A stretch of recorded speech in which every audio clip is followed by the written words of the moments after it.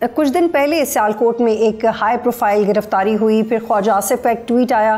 ख्वाजा आसिफ के रेजिग्नेशन के हवाले से सोशल मीडिया पे चीज़ें आई, लेकिन वो खुद इसकी उन्होंने तरदीद कर दी। इस सारे वाक़े का बैकग्राउंड क्या है? देखिए, सियालकोट में काफ़ी अरसे से जो मौजूदा ADCR हैं जिनको गिरफ्तार किया गया है, ये एक हाई प्रोफाइल केस है जो टिप ऑफ द आइसबर्ग हो सकता है।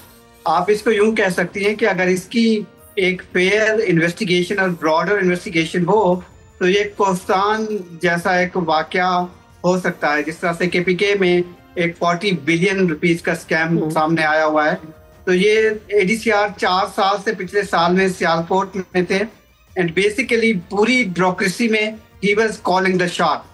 बहुत पावरफुल थे, इनके सियासी शख्सियत के साथ ताल्लुकात भी थे, और एक ऐसी शख्सियत जो इस वक्त पुर्तगाल में मौजूद है, वो ब्यूरोक्रेसी और सियासतदानों के दरमियान एक लेजेंड थे। कुछ जो अभी तक फाइंडिंग्स आई हैं, प्रिलिमिनरी फाइंडिंग्स, ये ब्रॉडर लेवल पे इसकी गिरफ्तारी हुई है, जिसमें वजीर आला की भी पूरी एक वो हासिल है पूरे इदारे को, जो एंटी करप्शन एस्टैब्लिशमेंट है। और दूसरा जो इदारा है, इसमें किसी हद तक FIA ने भी इस केस को अब देखना शुरू किया है, तो ये ब्रॉडर इन्वेस्टिगेशन हो सकती है। गिरफ्तारी बिल्कुल सडन हुई है, आउट ऑफ सडन।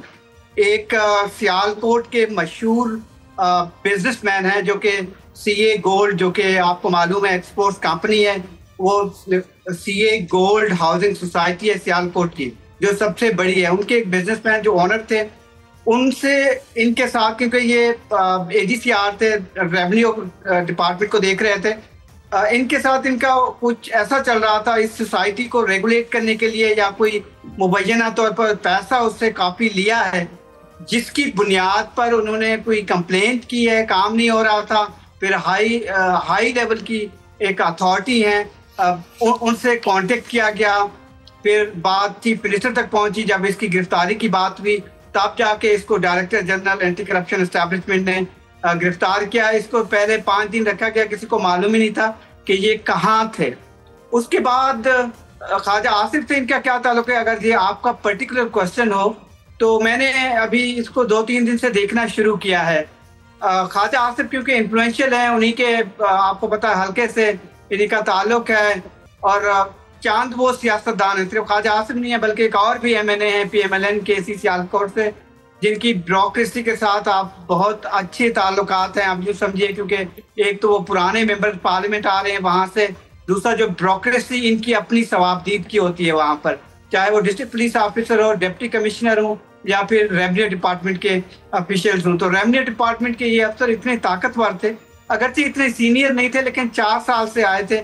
और आपको याद होगा ख्वाजा आसिफ के खिलाफ बुज़दार चौधरी परवेज इलाही के दौर में भी 2021 में उनके बेटे के खिलाफ भी एंटी करप्शन एस्टैब्लिशमेंट ने उनकी एक हाउसिंग सोसाइटी के साथ लिंक जोड़ा था, और फिर उसकी तहकीकात शुरू हो गई थी, फिर वो मैटर ठप हो गया था। उसी वक्त से ये ADCR आए हुए। तो उसके बाद फिर 4 साल का एक ऐसा पीरियड रहा, और फिर ख्वाजा आसिफ को पुर्तगाल के हवाले से ये बात कहनी पड़ी कि ब्यूरोक्रेसी, ये बात सही है। अगर 3,40,000 लोगों ने शहरियत हासिल की है पुर्तगाल की, जो कि यूरोप का एक अहम मुल्क है, उस शेंजन के जरिए लोग आगे जाने की कोशिश करते हैं, वहाँ कम से कम 6,500 पाकिस्तानियों ने भी शहरियत हासिल की है। और इसमें गवर्नमेंट ठीक है जाहिद, ये बहुत अहम बातें आप कर रहे हैं, मैं चाहती हूँ मजीद भी आपसे जानूं, लेकिन एक सवाल ले लीजिएगा। ये जिनकी गिरफ्तारी हुई है, ये ROs भी रहे हैं इलेक्शंस में? ये तो ओपन बिल्कुल सीक्रेट है, जिसमें हर किसी को मालूम है, क्योंकि रिटर्निंग ऑफिसर थे और ज़ाहिर वहाँ सियालकोट में थे, और ख्वाजा आसिफ का जो हल्का है उसी में ही थे।